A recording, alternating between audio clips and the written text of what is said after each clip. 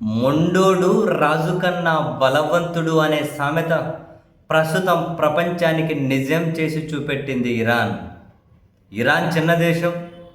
America ఇజ్రాయెల్తో పోల్చుకుంటే వాళ్ళ బలగం ముందు ఏమాత్రం సరితూగదు. కానీ ఇరాన్ చరిత్ర అయినా, ఇరాన్ ఫాలో అయ్యే విధానమైనా ఒకటే.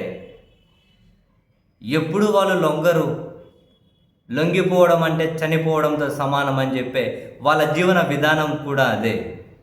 ఇప్పటి వరకు ఇరాన్ని దండయాత్రలు చేసో యుద్ధాలు చేసో గెలిపించిన చరిత్ర ఎక్కడా లేదు.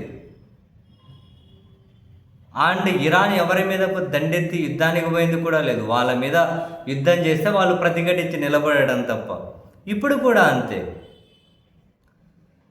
ఇరాన్ సుప్రీమోతో పాటు వాళ్ళ టాప్ లీడర్లను, కమాండర్లను అందరినీ 40 మందిని మొదటి రోజే చంపేసిన తర్వాత అమెరికా, ఇజ్రాయెల్ లాంటి దేశాల మీదకు దండెత్తి పాశవికంగా యుద్ధం చేస్తూ ఉన్నప్పుడు వాళ్ళను నిలువరించడం కాదు, వాళ్ళను నిలువరించి మళ్ళీ అమెరికా లాంటి దేశాన్ని పీచే మూడని చెప్పి వెనక్కి తరిమేయడం, వెనక్కి అడుగులు వేసేలా చేయడం అంటే ఏమదే మామూలు విషయం కాదు. ఇరాన్ అవలంబించినటువంటి మామూలు యుద్ధ తంత్రాలు కాదు. అండ్ ఇరాన్ బహిరంగంగా ఎగ్జిక్యూట్ చేసినటువంటి ఆ యుద్ధం ఏదైతే ఉందో ఆ యుద్ధం ప్రపంచాన్ని నివ్వెరపరిచింది. మొత్తం ఈ ప్రపంచానికి తోపు అనబడే F-35 యుద్ధ విమానాన్ని తోక ముడిచి ఒక మూల కూర్చునే విధంగా ఇరాన్ చేయలేదా?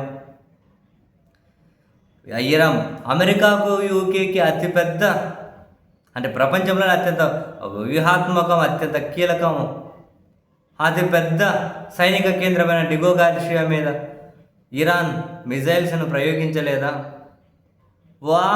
మా దగ్గర ఐరన్ డోమ్ లాంటి తోపు గగనతల రక్షణ వ్యవస్థలు ఉన్నాయి, థాడ్ లాంటి అమెరికా రక్షణ వ్యవస్థ ఉంది, పేట్రియాట్ లాంటి రక్షణ వ్యవస్థలు ఉన్నాయి, ఏ డ్రోను క్షిపణి మమ్మల్ని తాకలేదు అని విర్రవీగిన ఇజ్రాయెల్ను కకావికలం చేయలేదా? ఆ వ్యవస్థలన్నింటినీ ఇరాన్ ఎక్కడ వెనకడిగేశారు? ఎక్కడ వాళ్ళు తగ్గారు? అసలు వాళ్ళ ధాటికి అమెరికా, ఇజ్రాయెల్ తట్టుకోలేకపోయాయి. అండ్ గల్ఫ్ దేశాల్లో అమెరికా స్థావరాలను అసలు చిన్నాభిన్నం చేసే ఇరాన్ అమెరికా చేసే దాడులను తట్టుకొని, ఇజ్రాయెల్ చేసే దాడులను తట్టుకొని అసలు తోపులము తుడుములు అనబడే వాళ్ళ కొమ్ములు ఇరిచి కూర్చోబెట్టారు. అసలు ప్రపంచం ఆశ్చర్యపోయింది.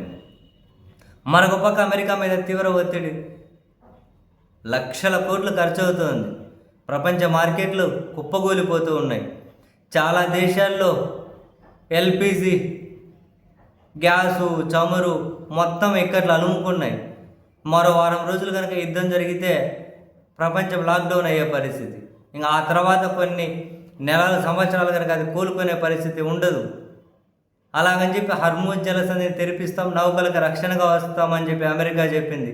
అదంత ఈజీ కాదు, అదంత ఈజీ కానే కాదు. వారి సైనికులను దించుతాం, భూతల యుద్ధం చేస్తామన్నారు ఇరాన్లో. ఇంపాసిబుల్. అమెరికాకు భారీ నష్టం కలుగుతుంది. ఎందుకంటే ప్రాణాలకు తెగించి పోరాడతారు ఇరాన్ సైనికులు.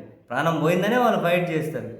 సో వాళ్ళకి నష్టం జరుగుతుంది. కానీ ఇటు సైడ్ వాళ్ళకు అదే నష్టం భరించలేదు. కొన్ని ఇరాన్కి అలవాటు. ఈ యుద్ధాలన్నిటిని తట్టుకున్నారు, దురాక్రమణలు నిలవరించుకున్నారు, ఎందరో వాళ్ళ మీద దాడి చేసేకపోతే అన్నింటినీ తట్టుకొని నిలబడ్డారు. కానీ ప్రపంచంగానే అట్లానే ఫేస్ చేయాల్సి ఉంటుంది. కానీ అన్ని వైపుల నుంచి ఇరాన్ అమెరికాను, ఇజ్రాయెల్ను, ప్రపంచాన్ని బ్లాక్ చేసి పెట్టేసింది. తమ టాప్ నాయకత్వం కోల్పోయినా, అసలు ఇరాన్ను ప్రస్తుతం ఎవరు నడిపిస్తున్నారో క్లారిటీ లేని పరిస్థితుల్లో కూడా అమెరికా లాంటి దేశాన్ని, తోపులం తుడుములు అనబడే వాళ్ళను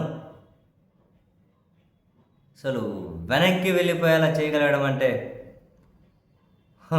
జగమొండి ఇరాన్, మొండోడు రాజు కన్నా బలవంతుడు అంటే ఇప్పుడు ప్రపంచానికి అర్థమే ఉంటుంది.